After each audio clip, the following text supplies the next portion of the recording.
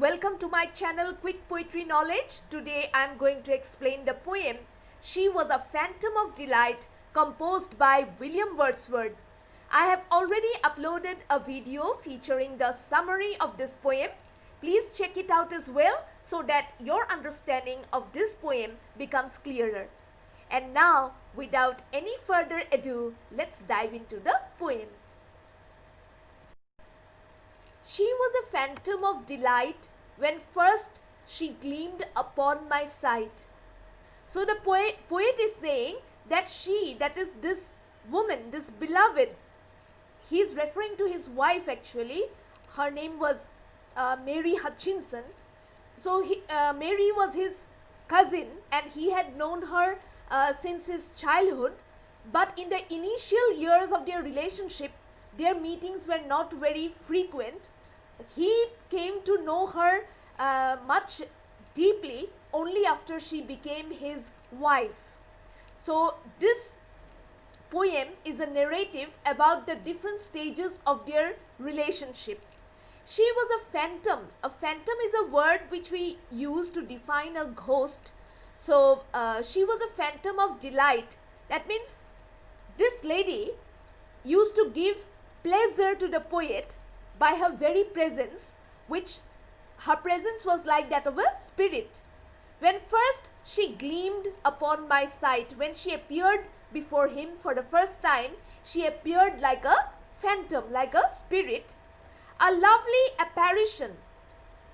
She was a lovely silhouette or a lovely spirit, sent to be a moment's ornament, and it looked as though she had been sent by the heavens to be a moment's decor, to be a moment's pleasure.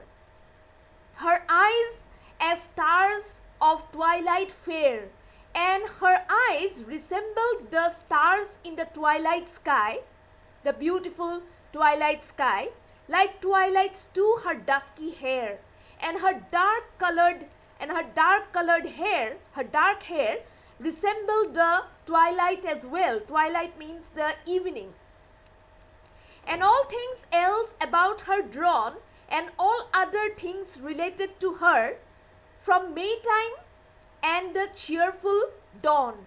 All other things related to her had been drawn from the beauty of the May season, that is May month, that is the spring season, and the cheerful dawn, and also some aspects of her beauty had been taken from the cheerful, from the bright dawn. Dawn means early morning.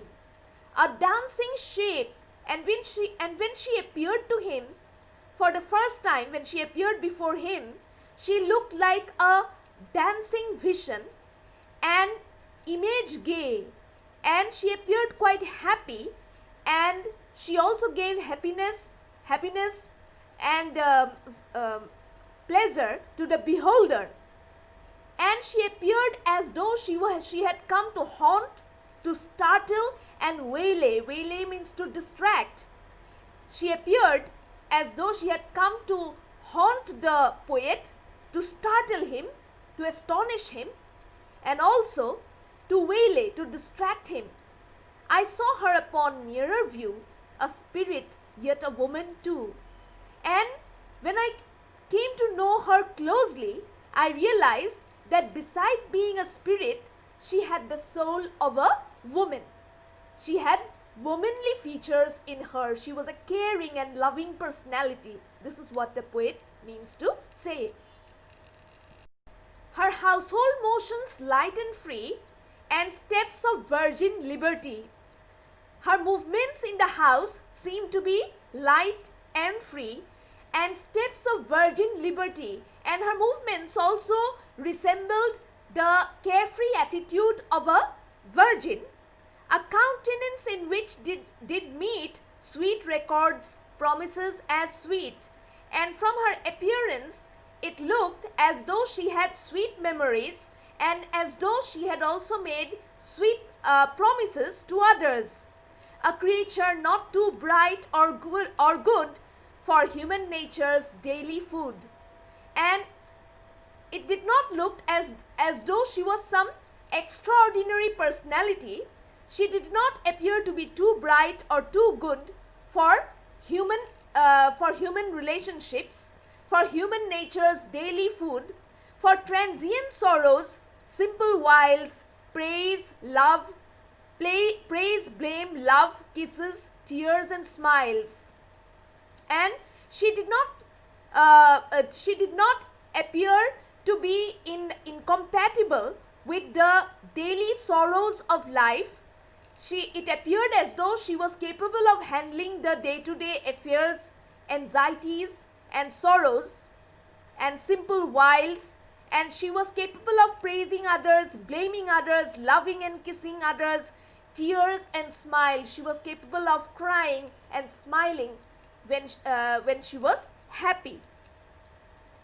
In other words, the poet means to say that when he came to know her from a closer angle after she became his wife, he could understand that she had all the characteristics of an ordinary woman, and that she was capable of living a normal domestic life by feeling all the normal emotions of a household woman.